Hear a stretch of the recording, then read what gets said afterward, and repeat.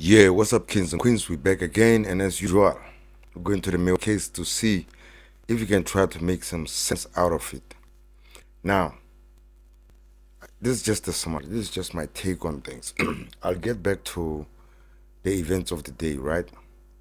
But this is still about the events of the day. But this is just my take on things. I think this team state, they figured it out that okay, let's get rid of day four. Then after we get rid of day four, we'll be covered.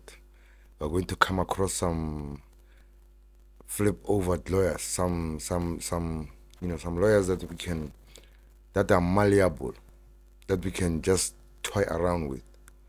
They didn't bargain for this. They didn't bargain for this. Oh no, this they have to watch out for. Munisi, they have to watch out for. Because you know why I'm saying this? This guy Balo is reading from section 205 and he's trying to address the fact that Munisi wants to know why Kininda didn't include that complexion in his quest to get the section 205. That the cell records, right? Balo is quoting that in terms of that. And it's not in terms of that. Munisi schooled him and said, no, this is wrong. It's a very poor understanding of this section 205 because the section 205 that you are quoting is talking about somebody who has to depose a statement. Now here, Kininda, the detective, is talking to a magistrate to order that MTN guy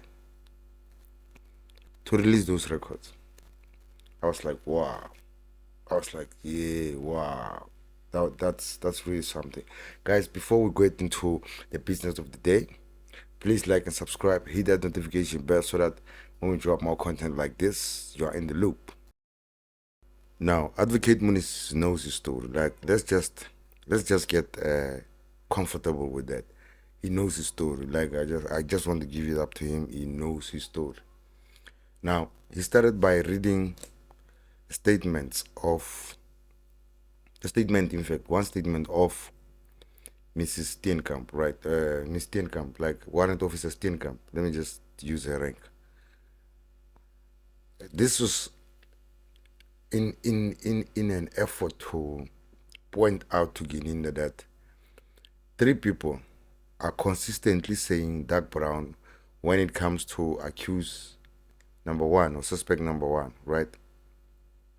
And then the fourth one, Kelly Kumal, is saying dark brown, shiny skin, shiny like dark and shiny though. So that means four people are saying dark brown.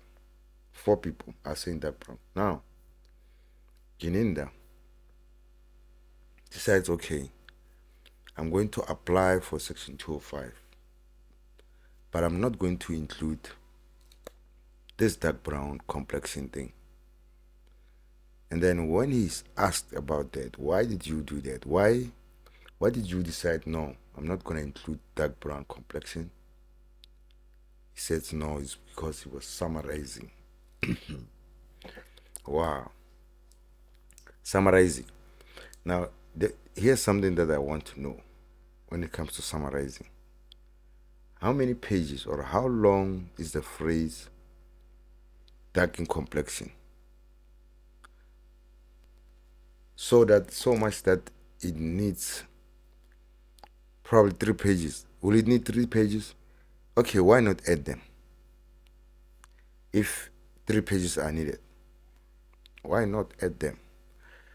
I think the reason why this dark brown complexion was not included is because this dark brown complexion negates the complexion of a person that he arrested, accused number 3, Ngube, right?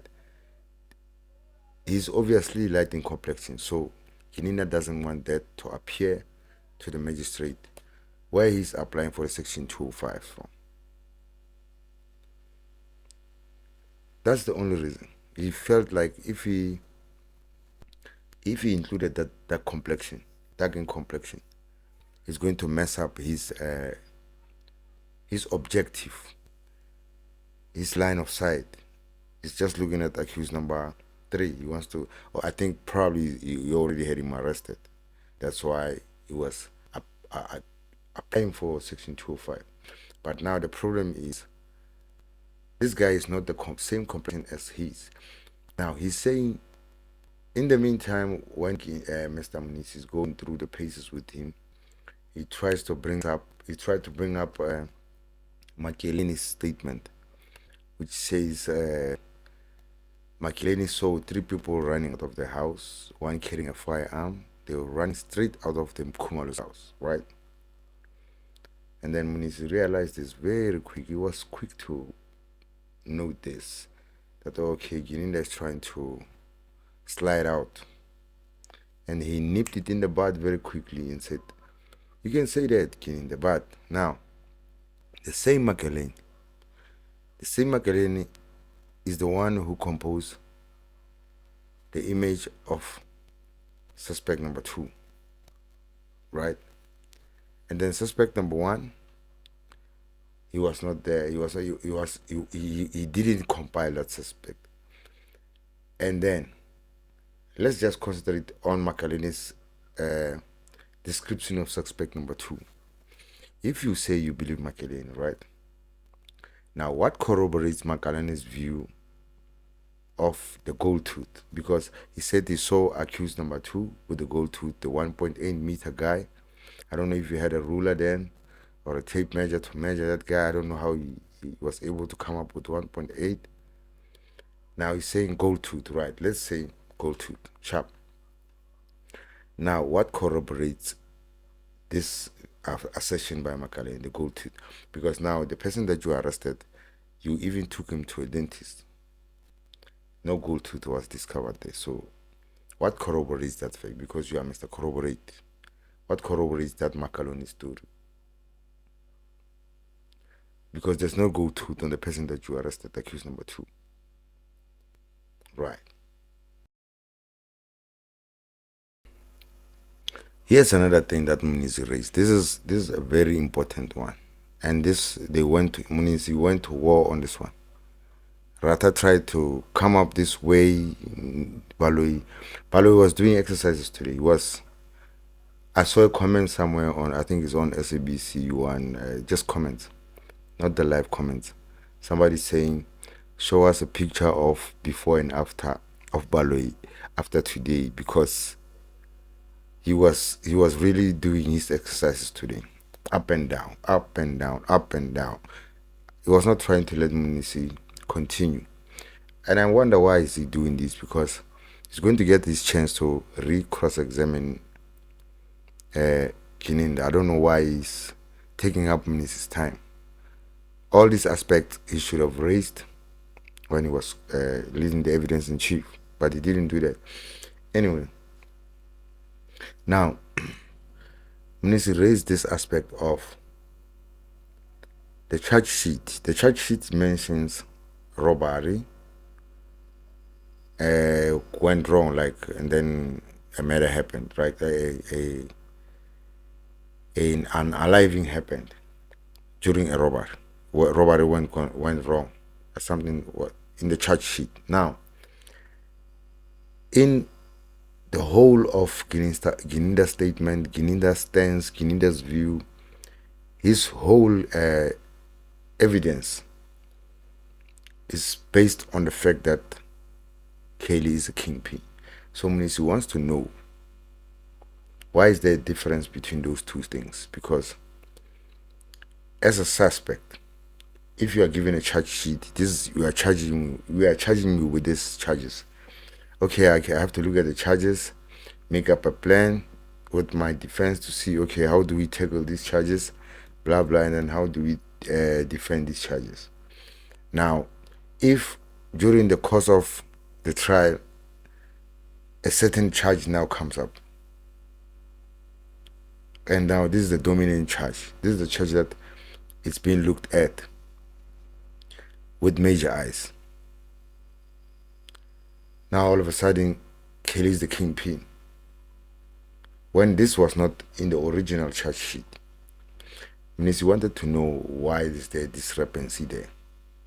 And Rata, I think Rata is with the state with this one. He felt like it doesn't matter. To him, the way I see, to him, it doesn't matter. Now, means he fought on this one. He wants to know what's the difference. Baloy just beating around the bush, feeling like Baloy should not concern himself with that. It's irrelevant.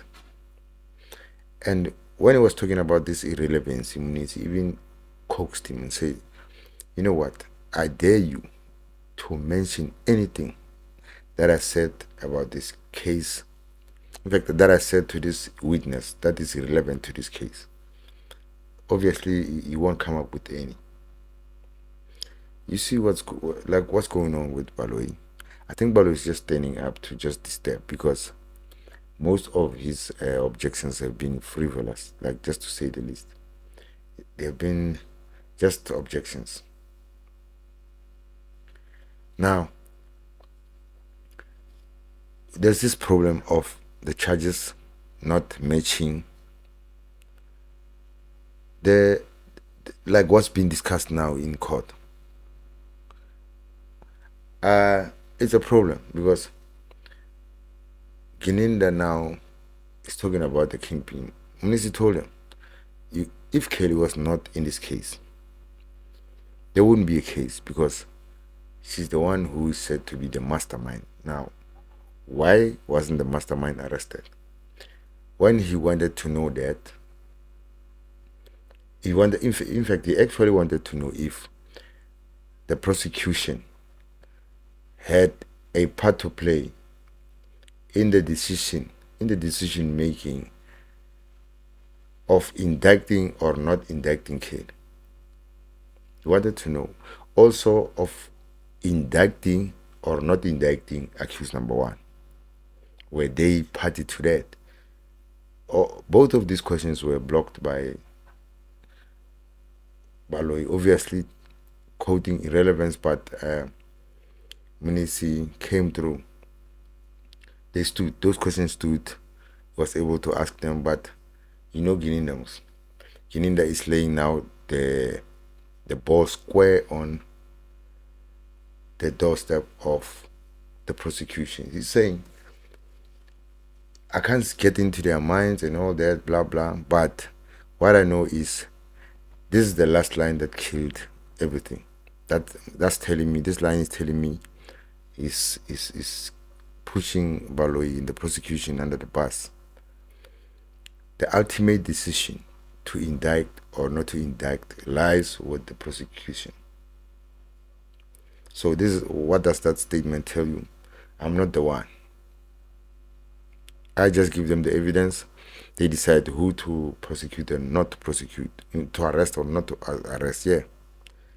In fact, to prosecute because already this guy arrested by Gininda. So you see there, Gininda is basically throwing them under the bus. Like, go, nah, guys, I'm not going down alone. I'm mentioning you so that it's there somewhere in the record that you guys also play a part in who's arrested and who's not arrested.